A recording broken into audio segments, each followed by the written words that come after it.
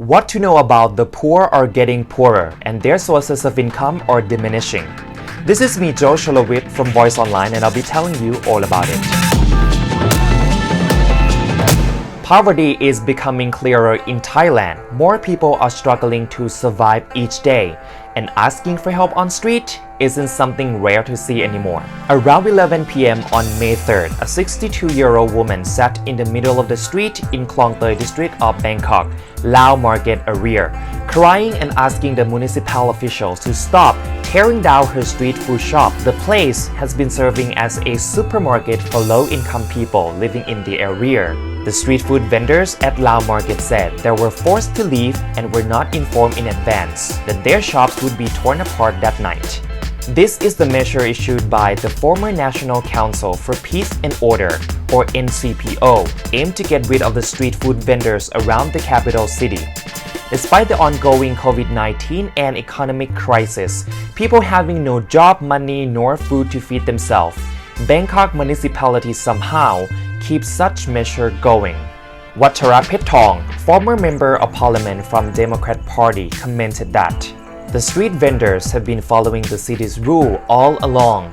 They make a living by selling food and produce in the granted area, have not been disturbing the traffic, and have been paying tax to the government.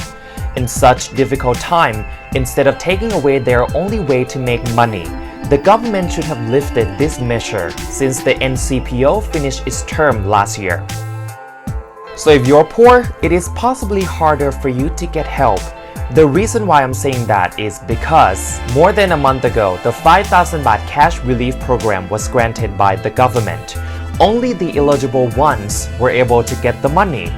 But up until now, millions have yet to receive the money. More categories of affected Thais will be granted the cash subsidy. That will make it even more difficult and complicated to manage. This is all happening because Thai government insisted not to subsidize all Thai nationals in the very first place. Yesterday morning, more than 1,000 people who had not received their 5,000 baht showed up at the Government Public Relations Department to petition the Ministry of Finance. One of the activists held a sign saying, "Reopen the city, we are starving to death." Another 62-year-old woman from Kamphaeng Phet province was seen crying and asking to get help. She said that she never attended such gathering before, but now she has nothing left. No food, no money. So she directly requested the Prime Minister to help her and Thai people as soon as possible. The longer they have to wait, the more suffering they have to face. Meanwhile, Bangkok became crowded again on the first day after easing lockdown restriction. More cars on streets and main roads and more passengers on the BTS Sky trains. There was so much more than what we expected that got us worried about the potential second wave of COVID-19 infection.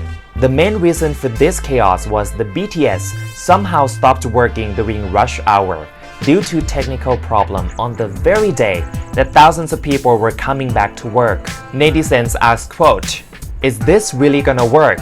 The BTS is out of order. What about social distancing? Why would BTS let all of us come up to the platform at once?" Some asked, how would BTS be responsible for this? Or even, do we still need to sit separately or far away from one another when we dine in at the restaurants? Not sure if we can answer that now, but the Prime Minister did comment about this problem. He mentioned that it was an uncontrollable technical problem and the SkyTrain system must prepare a plan B to cope with this incident in the future. Also, the Prime Minister publicly blamed the people who rushed to buy alcohol at convenience stores and supermarkets. After the alcohol sale ban was lifted, he emphasized that all places selling alcohol must make sure they are following the government's rule. He even threatened if he saw such overcrowding again, the shops would be shut down.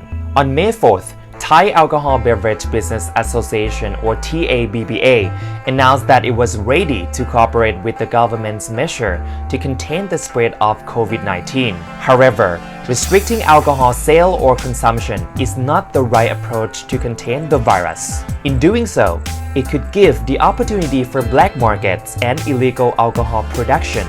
Most importantly, gathering of any activities could cause the spread of the virus. Again, not by drinking it.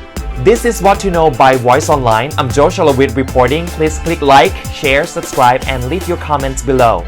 Keep safe, and I'll see you next time.